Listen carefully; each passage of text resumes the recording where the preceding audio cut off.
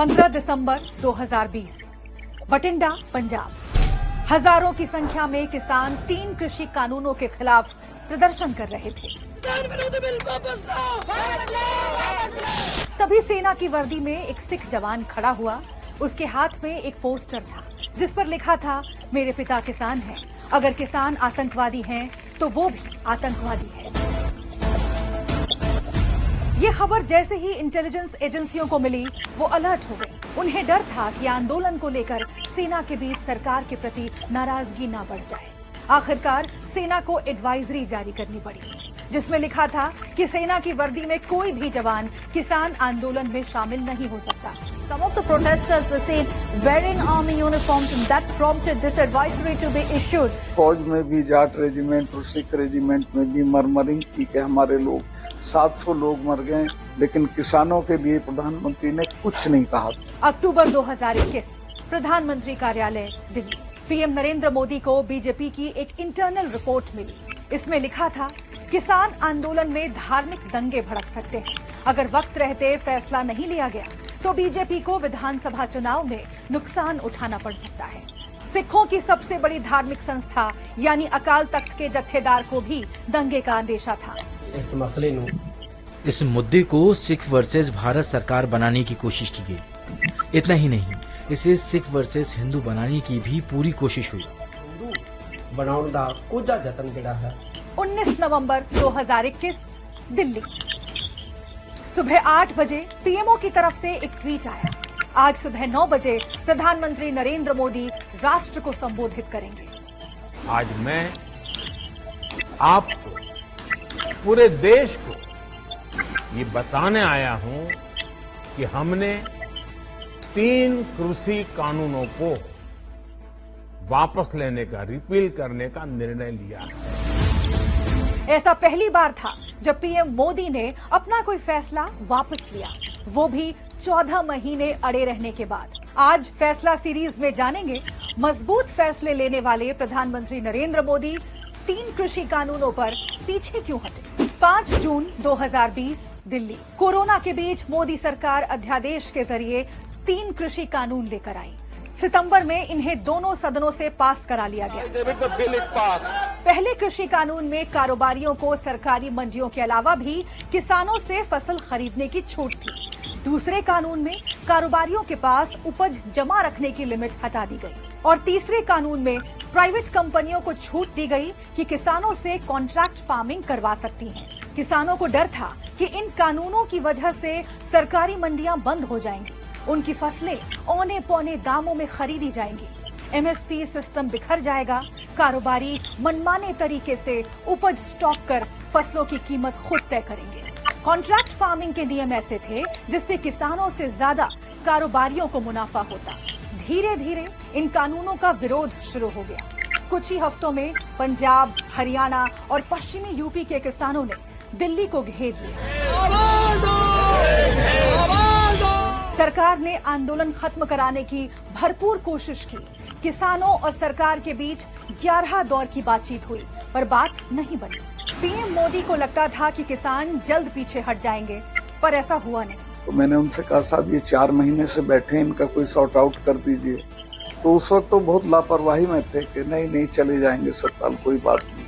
मैंने कहा, साहब ये ऐसे नहीं जाते हैं, आप जानते नहीं, जिससे लड़ो उसके बारे में जान लो। ये सिख लोग हैं, ये 300 साल भूलते नहीं हैं। 26 जनवरी 2021, दिल्ली। इस बीच एक और बड़ी घटना हुई। गणतंत्र दिवस पर किसान हजारों ट्रैक्टर ट्रॉलियों के साथ बैरिकेडिंग तोड़ते हुए लाल किले तक जा पहुंचे। इन्हीं किसानों में से एक गुट ने लाल किले पर धार्मिक झंडा फहरा दिया। इस घटना ने आंदोलन को कमजोर कर दिया। आम लोग इसके समर्थन से पीछे हटने लगे। ज्यादातर किसान दिल्ली की सीमा छोड़कर गांव वापस जाने लगे। सरकार को लगा कि अब यह आंदोलन लंबा चलने वाला नहीं है। 28 जनवरी 2021, गाजीपुर बॉर्डर। धरने पर बैठे किसानों को दिल्ली और यूपी की पुलिस ने घेर लिया था।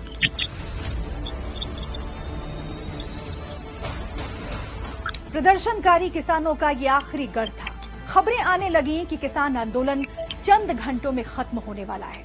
इसी बीच यूपी के लोनी से बीजेपी विधायक नंद किशोर अपने समर्थकों के साथ गाजीपुर बॉर्डर पहुंचते हैं।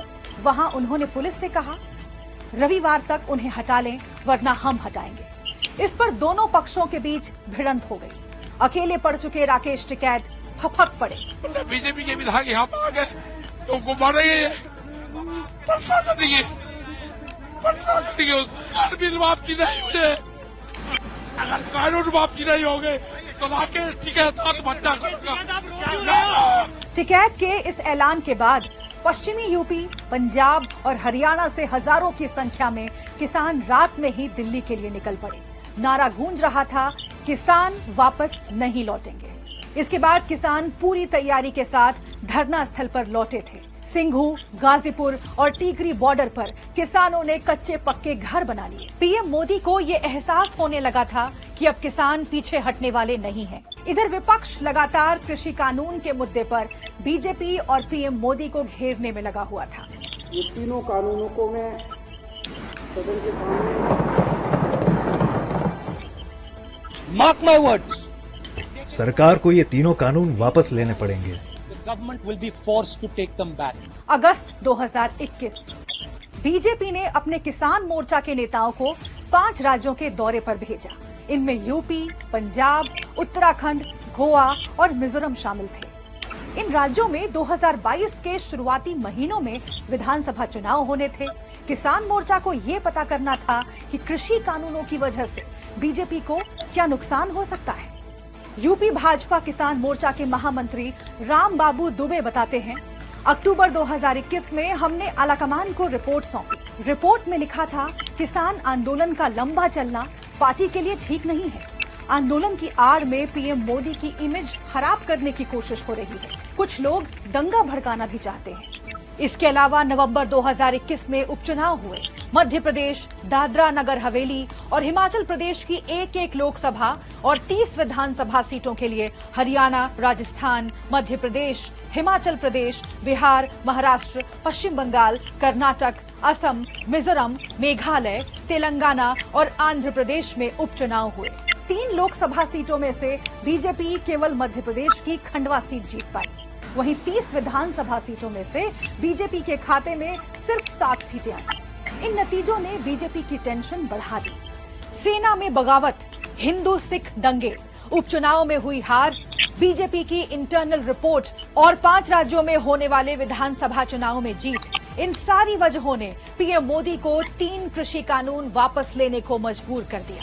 साथियों, मैं आज देशवासियों से क्षमा मांगते हुए सच्चे मन से और पवित्र हृदय से कहना चाहता हूं कि शायद हमारी तपस्या में ही कोई कमी रही होगी, जिसके कारण दिए के प्रकाश जैसा सत्य कुछ किसान भाइयों को हम समझा नहीं पाए। 29 नवंबर को लोकसभा और राज्यसभा दोनों ही सदनों से बिना किसी चर्चा के ध्वनिमत से कृषि कानून वापस ले लिए गए। 11 दिसंबर को किसानों ने आंदोलन खत्म किया और दिल्ली बॉर्डर पर विजय दिवस मनाया।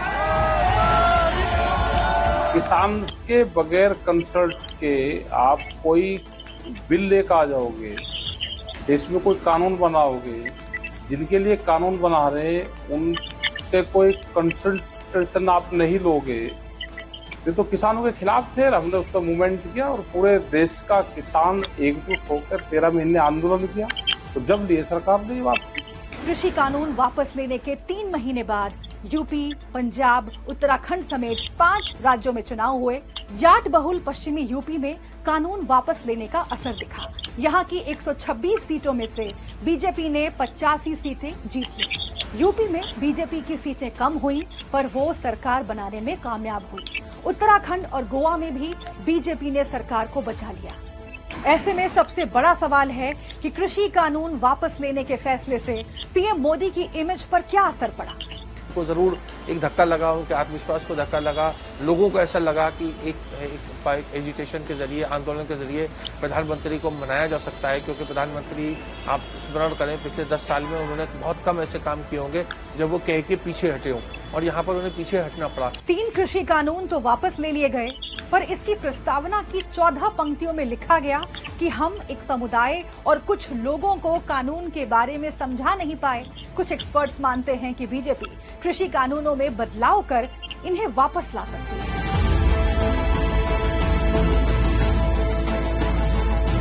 फैसला सीरीज के अगले एपिसोड में देखिए पीएम मोदी का एक और चौंकाने वाला फैसला।